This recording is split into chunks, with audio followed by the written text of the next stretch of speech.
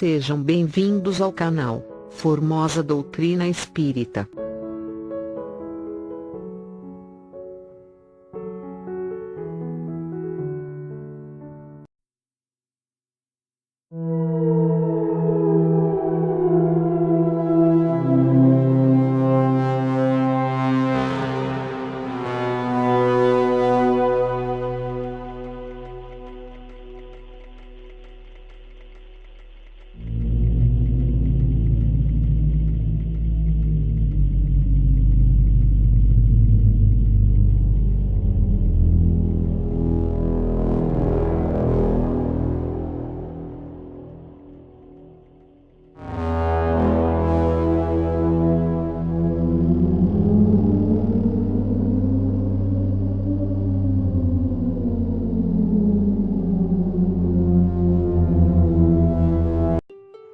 Olá, tudo bem com vocês?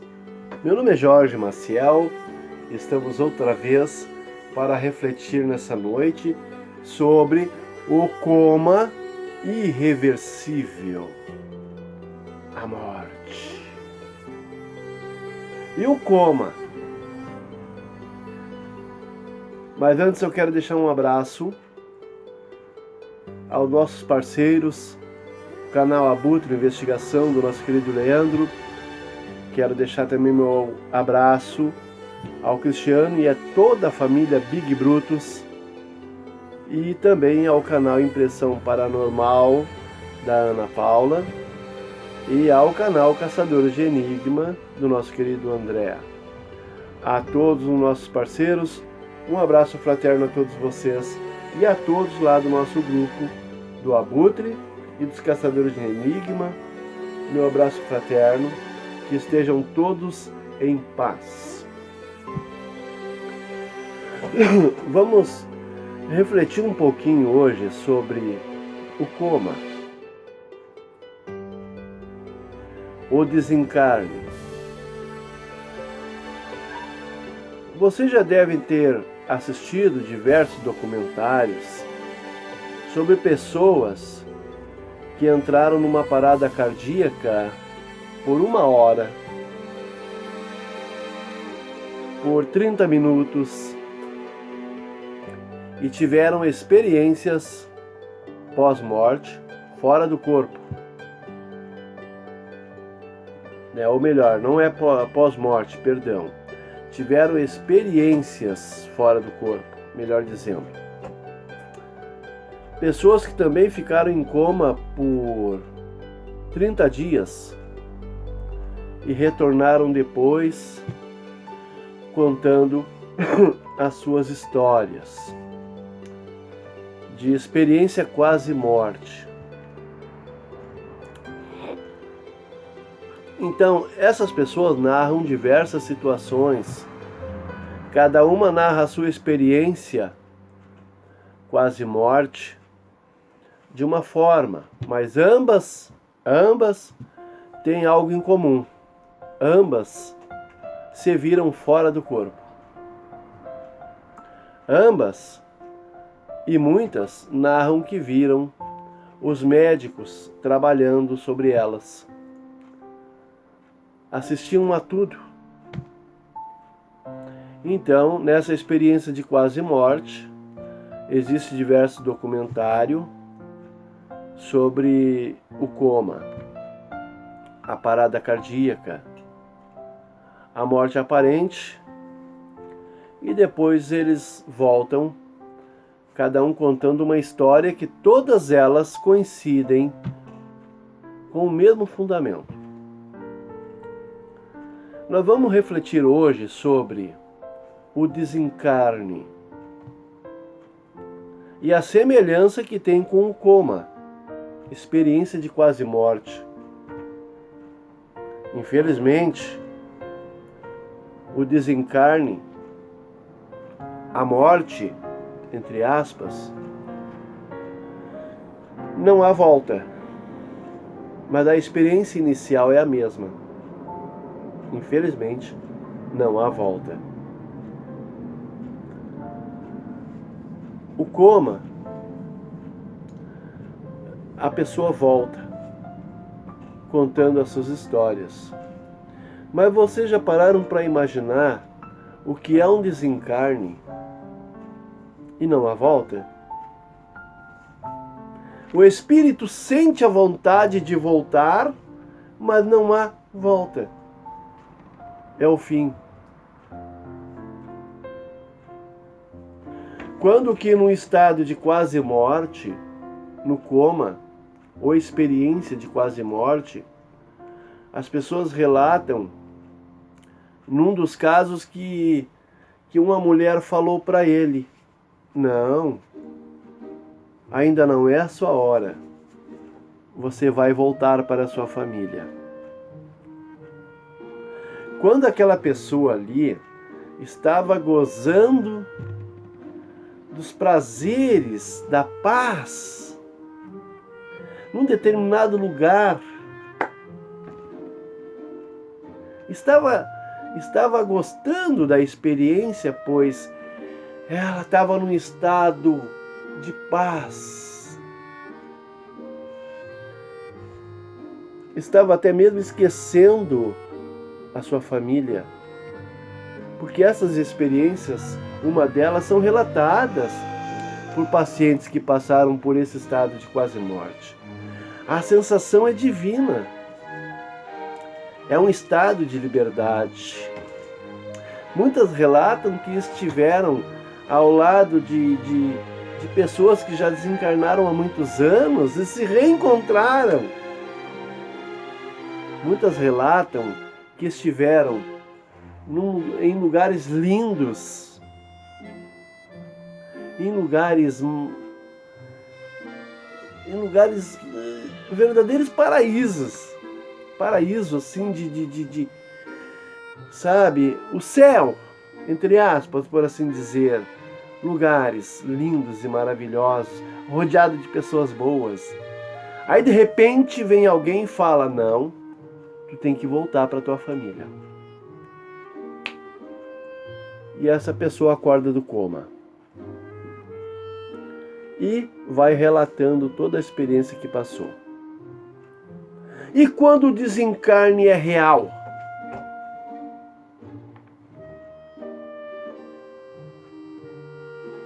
Infelizmente, não há como voltar. Embora o espírito sinta a necessidade de voltar. A primeira coisa que ele lembra, se for um pai de família, a minha filha, ele lembra da filha. A esposa, ele lembra da esposa. Mas nesse caso não há como voltar. É o fim. Muitas vezes, vítima, então, de um desencarne, de um desencarne por um assassinato, por um assalto, um pai de família leva um tiro e é fatal. E naquele momento, ele passa por um coma durante 12 a 24 horas. Bem paralelo, bem parecido com um coma de experiência de quase morte. Só que esse não pode mais voltar. E ele sente a necessidade de voltar para o seu lar, para a sua esposa, para a sua filha. Mas esse coma, ele é permanente, ele é irreversível. O outro exemplo é uma pessoa vítima de um acidente que desencarna no local. É semelhante a um coma de experiência quase morte. Só que esse coma é irreversível. Não há como voltar. É o fim. Eu lembro que ainda em vida, o nosso querido Francisco Cândido Xavier, quando ele foi questionado sobre a cremação, você sabe o que ele respondeu?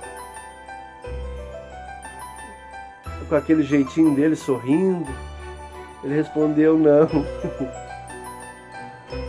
Talvez após as 76 horas, antes não. Porque Chico Xavier era um espírita.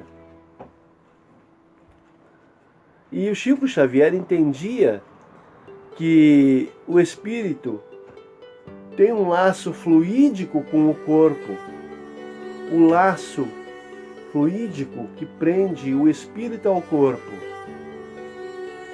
ou um fio de prata, um plasma que une o espírito ao corpo. Chico Xavier sabia disso.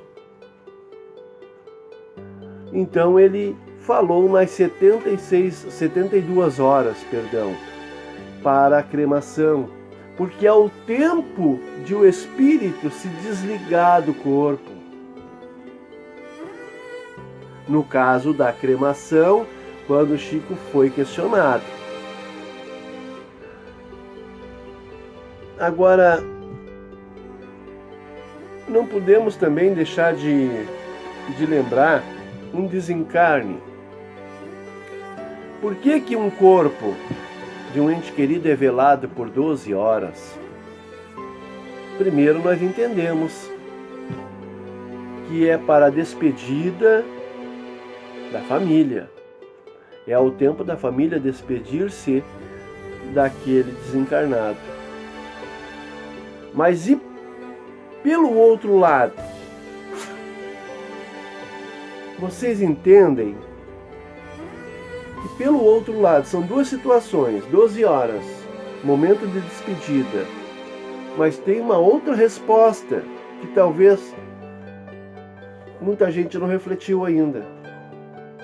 Mas que em 12 horas o corpo ainda pode, ou melhor, a pessoa ainda pode voltar à vida? Pode. Dependendo do que aconteceu a parada cardíaca, o corpo pode voltar à vida ainda em 12 horas. Por isso é necessário que o ente querido seja velado 12 horas. Não só para a despedida da família, porque ele ainda pode voltar. Já existem casos de pessoas que passam por uma parada cardíaca e é então diagnosticada como morta. Fizeram todo um laudo da pessoa que está morta. E durante o velório ela acorda. Os lábios voltam à cor normal. E ela volta à cor normal. Pois ela teve uma espécie de catalepsia. Uma morte aparente. A catalepsia é uma doença rara. E já aconteceu de pessoas voltarem ao corpo nesse tempo de 12 horas. Porque nem sequer sabiam que sofria dessa doença de catalepsia. Um estado de morte aparente. Mas a pessoa volta à vida de novo. Em 12 horas. Aproximadamente ou mais. Também já houve casos de pessoas que voltaram à vida, mas já estavam sepultadas. 3 anos depois, quando abriram o caixão, encontraram as mãos das pessoas erguidas, tentando sair do caixão. E acabou desencarnando definitivamente. No esforço de tentar livrar-se do caixão. Ela acordou já embaixo da terra. Houve casos assim. Catalepsia. Ela é uma doença silenciosa que muitas vezes, até então ainda, não é diagnosticada pelos médicos. Não existe ainda. A medicina não conseguiu desvendar o mistério da catalepsia. Não existe. É uma doença que qualquer um pode ter, embora seja muito rara. E a pessoa não sabe. E ela sofre uma parada cardíaca e ela tem todos os sintomas de uma pessoa já desencarnada, morta. Todos. Só que ela volta à vida, o coração volta a pulsar, o cérebro aquecido começa a funcionar, o corpo, o sangue circular. também é um dos motivos do sepultamento por 12 horas. Mas vamos voltar ao Chico Xavier, que prefere que a pessoa seja velada por 72 horas para depois levar a cremação. Porque é um estado máximo que ele entendia que a pessoa podia se desligar do corpo. Ele referia-se a isso. É o estado máximo, o tempo máximo que a pessoa pode se desligar do corpo, é 72 horas. Então, aí sim, assim como a doação de órgãos. O que vocês acham, segundo o Espiritismo, sobre a doação de órgãos? Claro, vai depender de espírita para espírita. Eu, por exemplo, sou doador de órgãos. A minha família já sabe disso. Mas eu tenho ciência do meu desencarne. Vai depender de pessoa para pessoa quanto à doação de órgãos. Já tem pessoas que não querem doar os órgãos pensando em que vão sofrer. Quanto ao desligamento do corpo, depende, cada cabeça é uma sentença. Então, vai depender de pessoa para pessoa querer ou não ser doador. Eu já não me importo com isso, porque quando eu desencarnar, eu vou me dar por conta que desencarnei. Simples. O espírita sabe disso. O espírita sabe disso. Mas muitas das pessoas que não são espíritas têm medo, já pensando que o espírito pode assistir tudo e pode sofrer as dores da carne quando estiverem removendo o órgão doado. Mas essas pessoas têm seu jeito de ser e pensar. São pessoas que não são preparadas para o desencarne. O espírita é preparado para o desencarne. Claro, com exceção do Chico Xavier, que ele tinha medo de ser cremado, né? Menos 72 horas, né? Isso que ele era um espírita muito conhecido, hein? No Brasil e no mundo. Eu imagino que sobra para nós, né? Quanto à cremação, eu particularmente não concordo. Apenas meu jeito de pensar. Não concordo com a cremação.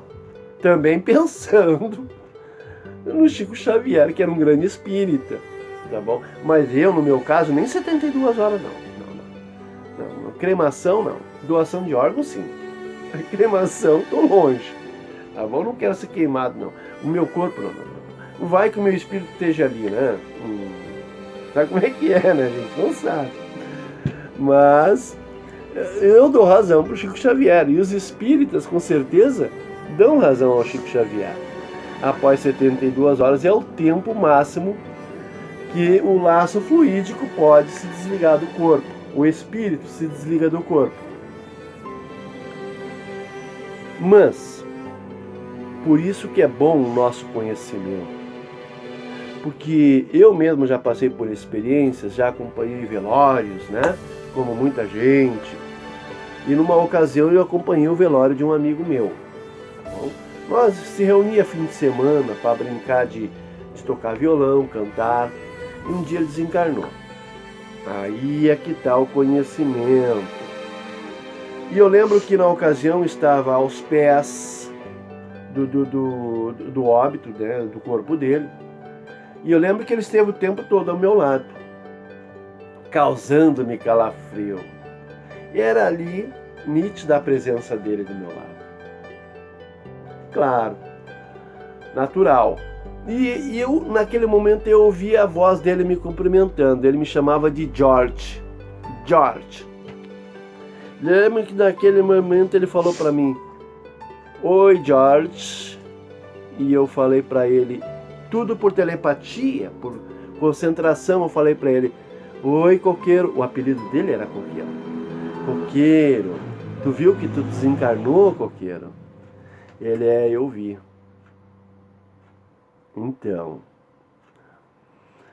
Então o Coqueiro acompanhou o corpo dele até a entrada do túmulo. Enquanto o corpo dele estava sendo velado, ele estava ao meu lado ali junto comigo. Aí quando o cortejo seguiu até o túmulo, que o caixão adentrou, ele simplesmente, eu senti que ele se afastou. E eu falei: coqueiro, tu desencarnou. Procura a luz de Deus, a luz da fé. Vai com Deus, irmão. Pronto. Não senti mais a presença dele. Esse é o nosso desencarne, o coma irreversível. É o fim. Infelizmente, o coqueiro já estava preparado para o desencarne, pois ele sofreu muito tempo numa UTI. Muito tempo. Ele sofreu bastante antes de desencarnar. Até aquele ponto ele já estava preparado, por isso ele me respondeu: eu sei, Jorge. Ele já estava preparado para o desencarne. Então, o rompimento do laço fluídico dele, o laço que prendia o espírito ao corpo, foi mais rápido. Ele já estava preparado, já estava sabendo que desencarnou. E ele tinha um conhecimento básico também sobre o espírito, a vida. Mas nem todos passam por isso. Infelizmente, um desencarne, por exemplo, por um acidente, o espírito fica vendo tudo ali. Ele vê todas as situações, a polícia chegando, o socorro, ele acompanha os familiares chorando, o sofrimento, ele está no próprio velório dele.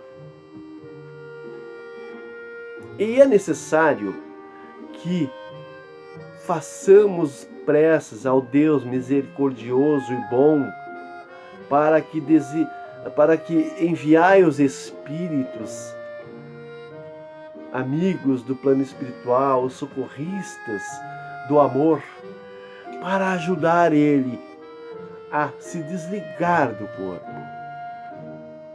Porque já que ele não tinha muito conhecimento e o desencarne foi de súbito assim, ele é necessário que ele reconheça que ele deixou o corpo. E esses socorristas vão fazer o seu papel de falar para ele que ele desencarnou. E ele, sendo um bom conhecedor já do espiritismo em vida, ele vai entender e tão logo vai ser socorrido. Então, para esse espírito se torna uma liberdade. Ele vai viver uma felicidade mais plena. Vai gozar de plena liberdade, pois já não está mais preso naquele corpo, naquela vida. Ele vai encontrar lugares maravilhosos, amigos que vão acalentá-lo, vão recebê-lo, parentes. E esse está naquele coma irreversível, que não volta mais. Mas esse já mais preparado, com conhecimento em vida, esse não vai sentir saudade do corpo.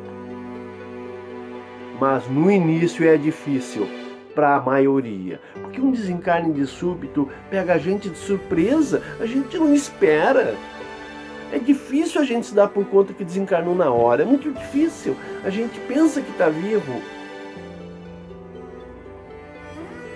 Tudo isso é esse cordão fluídico que prende o espírito ao corpo. E ele não se rompe na hora, porque é de súbito o desencarne. Nós não esperamos um acidente, um tiro, uma fatalidade, uma parada cardíaca. Por isso é necessário que nós, com toda essa reflexão, façamos uma prece para essas pessoas. E eu peço que você me acompanhe agora nessa prece do Evangelho segundo o Espiritismo. Vou ler aqui e refletir com vocês. Essa prece é importante. Não precisem decorar, não. Faça ela de coração. Faça ela com as suas palavras, com a sua fé. Mas eu vou ler aqui para nós termos um exemplo. Ok? Pelas almas sofredoras que pedem prece. Deus clemente e misterioso, que vossa bondade se estenda sobre todos os espíritos que se recomendam às nossas preces, notadamente sobre a alma de fulano de tal. Bons espíritos, para os quais o bem é a única ocupação, intercedei comigo pelo seu alívio. Fazei brilhar aos seus olhos um raio de esperança e que a divina luz os esclareça sobre as imperfeições que os afastam da morada dos felizes. Abre seu coração ao arrependimento e ao desejo de se depurar para apressar o seu adiantamento. Fazei-os compreender que pelos seus esforços eles podem abreviar o tempo das suas provas. Que Deus, em sua bondade, lhes dê a força de perseverarem em suas boas soluções. Possam essas palavras benevolentes abrandar as suas penas, em lhe mostrando que há na terra seres que sabem deles se compadecer e que desejam a sua felicidade. Nós vos pedimos, Senhor, derramar sobre todos aqueles que sofrem, seja no espaço como espíritos errantes, seja entre nós como espíritos encarnados, as graças do vosso amor e da vossa misericórdia. Apiedai-vos das nossas fraquezas. Falíveis nos fizestes, mas nos deste a força de resistir ao mal e a vencê-lo. Que vossa misericórdia se estenda sobre todos aqueles que não puderam resistir aos seus maus pendores e estão ainda arrastados para o mau caminho. Que vossos bons espíritos os envolvam, que a vossa luz brilhe aos seus olhos e que, atraído pelo seu calor vivificante, eles venham se prosternar aos vossos pés humildes, arrependidos e submissos. Nós vos pedimos igualmente, Pai de misericórdia, dê misericórdia àqueles dos nossos irmãos que não tiveram a força de suportar as suas provas terrestres. Vós nos destes um fardo a carregar, Senhor, e se não devemos depô-lo senão aos vossos pés. Mas a nossa fraqueza é grande e a coragem nos falta, às vezes, no caminho. Tende piedade desses servidores indolentes que abandonaram a obra antes da hora. Que a vossa justiça os poupe e permita aos vossos bons espíritos lhe trazer o alívio, as consolações e a esperança do futuro. O caminho do perdão é fortificante para a alma. Mostrai o Senhor aos culpados que desesperam e sustentado por essa esperança, e eles aurirão forças na grandeza mesma de suas faltas e de seu sofrimento para resgatar o seu passado e se preparar para conquistar o futuro. Prece às almas que sofrem e que pedem prece. A exemplo dessa prece, faça do seu jeito. Faça com fé, para ajudar aquele desencarnado, aqueles que ainda sofrem aqui, aqueles que ainda plasmam o seu umbral dentro da nossa casa, dentro da sua casa. Muitas vezes são espíritos que ainda não acordaram para o desencarne, pensam estar vivendo. E eles precisam de prece. Pede ao Deus misericordioso que enviai os bons espíritos para socorrê-los, para mostrar que eles não mais estão aqui. É isso que devemos fazer por eles, para que nós possamos salvar seus espíritos e levar ao caminho de seus merecimentos, seja o céu, ou seja mais tempo no umbral. Cada um tem o céu que merece. Deixo a todos então meu abraço fraterno. Fiquem todos com Deus. Tchau!